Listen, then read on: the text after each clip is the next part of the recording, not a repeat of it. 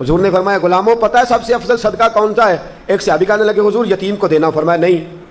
سب سے افضل صدقہ کون سا ہے یا رسول اللہ؟ مسکین کو دینا، فرمایا نہیں۔ سب سے افضل صدقہ حضور مسافر کو دینا، فرمایا نہیں۔ سب سے افضل صدقہ یا رسول اللہ مجاہدین اسلام کو دینا، فرمایا نہیں۔ حضور پھر بڑی قابل غور حدیث، جاگیے گا ذرا آنکھ کھولیے گا، ذرا ٹیک چھوڑیے گا، ذرا عجیب انداز دیکھیے گا میرے بھائی حدیث میں فکریں کیسے بیان فرمائے۔ رسول پاک نے فرمایا تیرا رشتہ دار ہو، سب سے افضل صدقہ کیا ہے؟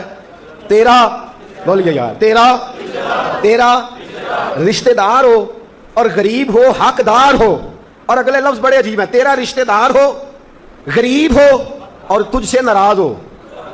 کیسی بات ہے؟ فرمایا تیرا رشتہ دار ہو، غریب ہو اور تجھ سے ناراض ہو، فرمایا کسی بھی طریقے اس کے گھر صدقہ پہنچا دے، سب سے افضل صدقہ کرنے کا ثواب لکھا جائے گا۔